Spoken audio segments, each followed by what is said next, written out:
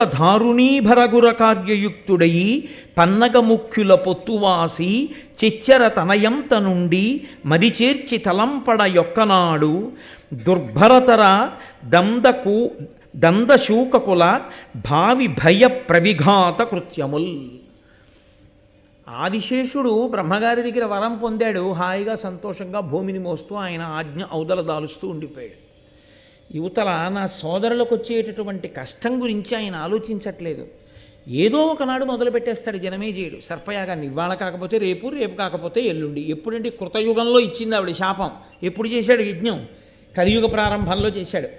ఒక్కసారి ఇచ్చిన శాపమాక్కు కట్టి కొడపవలసిందే. అనుభవంలోకి రావడానికి పాపం ఎప్పుడు వస్తుందో ఆవిడకి తెలియదు. ఎప్పుడైనా వస్తుంది.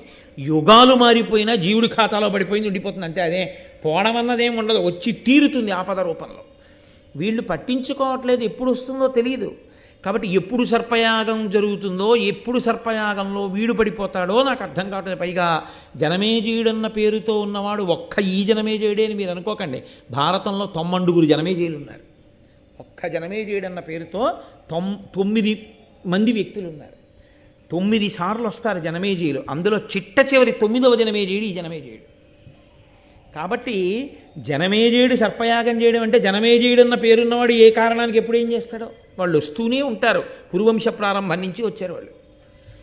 కానీ కలియుగం ప్రారంభంలో జనమేజయుడికి వచ్చింది ఆలోచన సర్పయాగం చేద్దామని. కాబట్టి ఇచ్చిన వాక్కు ఎప్పుడో అనుభవంలోకి వస్తుంది.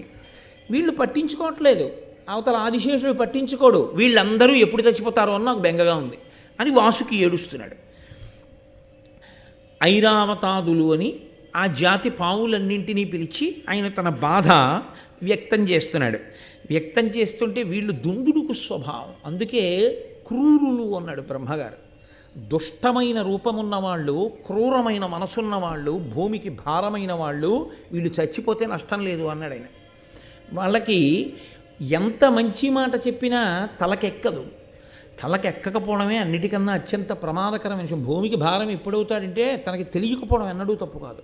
ఒకడు చెప్తే తలకి ఎక్కించుకొని వాడే భూమికి భారం. రావణాసురుడికి తెలియకపోవడం తప్పు కాదు. ఎంతమంది చెప్పినా వినకపోవడమే భూమికి భారం అయ్యాడు. కాబట్టి వాళ్ళన్నారు, ఏమిటనయా అంత బెంగ పెట్టుకుంటావు?